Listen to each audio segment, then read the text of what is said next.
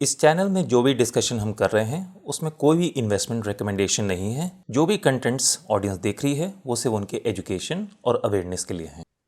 Welcome to this episode future group से मैं राहुल नारायण। नमस्कार। म्यूचुअल ग्रुप से मैं मनोज श्योर। राहुल, ये राइट।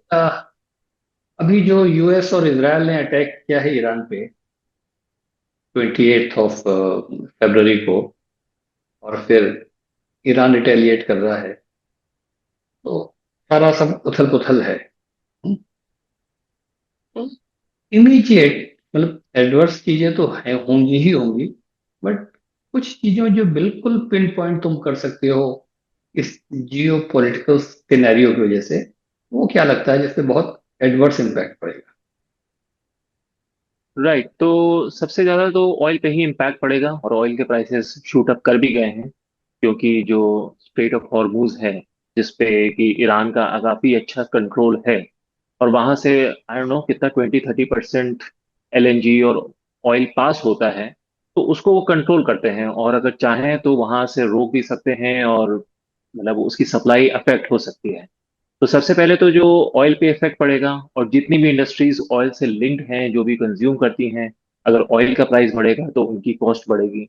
दूसरा, उसका इम्पैक्ट एयरलाइंस के बिजनेस पे, टूरिज्म पे, हर चीज डिस्टर्ब होती है। हम्म। इनफैक्ट क्वेश्चन ये आएगा कि ये सब प्राइसेस बढ़ेंगे, प्रॉफिट्स अफेक्ट होंगे, कॉस्ट बढ़ेगी, तो हम्म। अब म्यूचुअल फंड इन्वेस्टर उसे क्या लेसन ले, मतलब क्या करें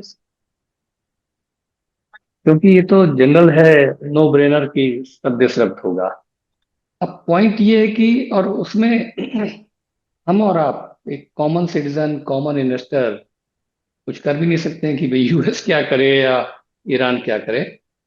हाँ, म्यूचुअल फंड का जो इन्वेस्टर्स है, इंडियन म्यूचुअल फंड इन्वेस्टर्स, वो क्या स्ट्रैटेजी रखे इस पे काफी अ, जो हम लोग बातचीत करते रहे, तो वो ब्रीफली जो मुझे समझ में आ रहा है, नंबर एक, गोल्ड पे एलोकेशन बढ़ाना चाहिए। क्योंकि ये जो ऑयल का आएगा, जैसे तुमने कहा कि भाई ऑयल होगा तो सारी कॉस्ट ऑफ ट्रांसपोर्टेशन बढ़ेगा, तो जितनी भी चीजें हैं महंगी होंगी, कोई कम कोई ज्यादा। एविएशन पहली बात तो रुक ही गया है, अब देखो ना जितना भी एमिरेट्स एंड जितना भी मिडिल ईस्ट का सब रुका हुआ है, तो वर्ल्ड वाइड की बात हो रही है। तो टूरिज्म रुकेगा, बिजनेस मीटिंग रुकेंगी, होटल रुकेंगे, उसका असर इंडिया पे भी आएगा, बाहर तो आ ही रहा है। तो इस सिचुएशन में इक्विटी पे कैसे क्या पॉलिसी रखें, उसके पहले जो हमने अभी पिछले एपिसोड में भी बात की थी, और तब भी ये कहा था कि गोल्ड से दूर हटिएगा नहीं। ये जो न्यूज आनी शुरू हो गई ना, गोल्ड कम हो जाएगा, 1 लाख से नीचे हो जाएगा, ये आपसे आपकी जेब से गोल्ड निकलवाने का तरीका है, ये खुल के हम लोगों ने कहा था। हो सकता है कुछ लोग डिसएग्री भी किए हों, क्योंकि एकदम से न्यूज आनी शुरू हो गई थी। तो जब एकदम से न्यूज आनी शुरू हो जाए आपको, तो थोड़ा सा then you need to sit back and think ये हो क्या रहा है, कोई उल्टे उल्टा खेल तो नहीं होने जा रहा है। वॉर का नहीं पता था ना, हमको पता था ना, किसको पता था मालूम नहीं, हमको आपको तो नहीं पता। तो गोल्ड में एलोकेशन बढ़ाइए, अगर कम है 10%, 15% तक ले जा सकते हैं, अगर इससे शॉर्टफॉल है आपके पोर्टफोलियो में। That is number one. और अभी ज्यादा नॉइस पे ध्यान नहीं दीजिए, गोल्ड पे सही। वन। दूसरा, इक्विटी की अगर बात करें, इस पॉइंट को भी हम लोग रिसेंटली कवर कर चुके हैं, तो स्मॉल कैप से दूर रहें, लार्ज कैप, मिड कैप, या बेटर होगा large and mid cap, taxi cap type की कैटेगरीज पे जाइए। अभी उनकी किन स्कीम पर जाइए ये अभी बात नहीं कर रहे हैं, ये मुद्दा भी नहीं है, मुद्दा भी कैटेगरी का हो रहा है। और स्मॉल कैप में भी देख रहा हूँ काफी चीजें चल रही हैं कि भाई अभी तो वैल्यूएशन बहुत अच्छे हो गए हैं, बहुत अच्छे प्रॉफिट बनेंगे। वो सब कुछ सही हो सकता है, उस डिबेट पे नहीं जा रहे, बट ये तो वॉर की सिचुएशन है, वॉर लाइक नहीं, वॉर की सिचुएशन है, और वो भी इतनी बड़ी बड़े कंट्रीज भिड़ गए हैं आपस में आकर के। तो इस वक्त ज्यादा प्रॉफिट बनाने के चक्कर में मत रहिए, इस वक्त तो जो है वो बचाने की एक्सरसाइज होनी चाहिए। तो मुझे लगता है कि इक्विटीज में बात कर रहे हैं तो स्मॉल कैप से दूर रहें एज फॉर एज पॉसिबल, और लार्ज और मिड के बीच में ही रहें। ये दूसरी चीज। तीसरी चीज जो सबसे इंपॉर्टेंट है वो है जो मल्टी एसेट फंड की कैटेगरी है। जैसे कि अभी स्क्रीन पे शो भी हो जाएगा, हो ही रहा है एक तरह से।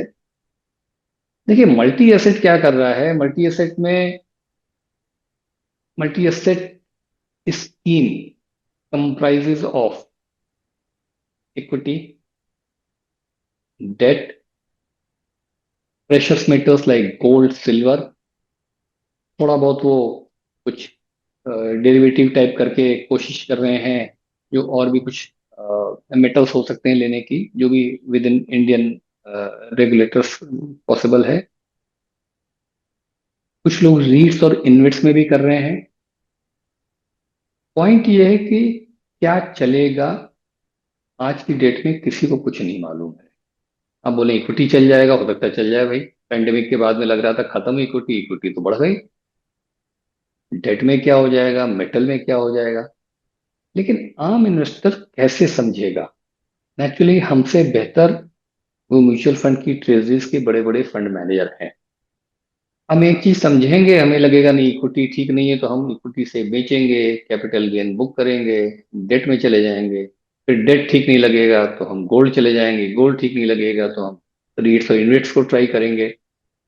ये एक कैटेगरी ऐसी वर्सेटाइल निकल के आ गई है कि हमारे बिहाफ पे, यानी कि इन्वेस्टर के बिहाफ पे फंड मैनेजर डिसाइड करते रहेंगे, और अपने विजडम के हिसाब से और अपने कैलकुलेशन के हिसाब से इक्विटी और डेट और गोल्ड और रीट और इन्वेट्स इसके बीच में रीशफलिंग करते रहेंगे। वन, आपको करना नहीं पड़ा क्योंकि वो आपसे ज्यादा नॉलेजेबल है, ज्यादा डेटा है इसका। टू, कैपिटल गेन का एंगल नहीं आया, हर बार काम करने की जहमत आपको नहीं लेनी पड़ी। तो मुझे लगता है कि इस वक्त मल्टी असेट फंड में जाना ज्यादा पैसा कमाने से ज्यादा इंपॉर्टेंट है किस तरह से अपने को सेफ रखना। ये तो देखिए वॉर सिचुएशन है ना, अगर बॉम्बार्डमेंट हो रहा है तो अपने को सेफ रखना ज्यादा जरूरी है। बड़े बड़े साहब लोग की जो बात हो रही है, कोई बंकर में छिप गया, कोई कहाँ छिप गया, तो आपको भी बंकर जैसी सिचुएशन होती है तो गोल्ड आपको बचाएगा, इनफैक्ट दो पैसे बना के भी दे सकता है। मल्टी एसेट बंकर का काम आपके लिए करेगा। और बिल्कुल खुले आसमान में बहुत शूरवीर बनते हुए स्मॉल कैप या इस तरह की चीजों पे मत चले जाएं। कोई शॉर्ट और ट्रेडिंग वेडिंग लॉन्ग वॉन्ग करने की कोशिश नहीं करें, क्योंकि अगर एक झटका लग गया तो नुकसान ज्यादा हो जाएगा। क्योंकि चोट तो सब पे पड़ेगी, इक्विटी पे पड़ेगी, डेट पे पड़ेगी, करेंसी पे पड़ेगी। मेटल में गोल्ड अपेरेंटली ठीक लगता है। तो ये एक तरह से मेरा व्यू निकल के आ रहा है कि अभी के हालात में ऐसे रखें। अब उसमें इन कैटेगरी की जो स्कीमें, जैसे हम लोगों ने बोला कि फ्लैक्सी है या लार्ज एंड मिड है, वो हम क्लोज वॉच रखे हुए हैं, of course through media reports and through our data analysis. वो हम टाइम टू टाइम जल्दी जल्दी थोड़ी फ्रीक्वेंसी बढ़ाएंगे, अपने ऑडियंस को बताते चलेंगे। और इसलिए उनसे रिक्वेस्ट है कि रेगुलरली इस चैनल को वॉच करते रहें, और अगर अच्छा लग रहा है तो प्लीज सब्सक्राइब भी करें और शेयर भी। ये मेरा जवाब है। ठीक है, तो इस एपिसोड को यहाँ एंड करते हैं। तो इसमें बेसिकली अभी सेफ रखने की जरूरत है इन्वेस्टर को, अपने आप को कंजर्वेटिव अप्रोच लें, और आपने मल्टी एसेट कैटेगरी बताई जो कि वो हेल्प कर सकती है इन्वेस्टर्स को इस समय सेफ रखने। ठीक है, thank you so much. Okay.